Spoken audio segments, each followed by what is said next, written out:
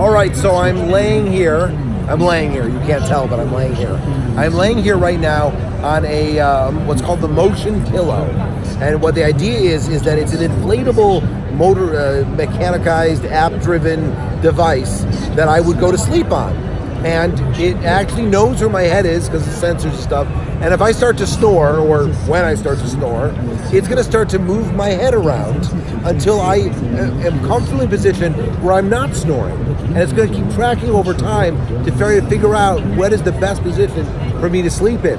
So it's both predictive, where it's going to learn my behaviors, but it's also reactive, where when I do start to snore, it's going to try to make me stop snoring without necessarily waking me up. They're not on the market yet. And, if I snored, I might want one of these, and yes, I know, I snore. Pretty cool, and actually, what I'm surprised about it is that it really is moving my head around, and it's very comfortable.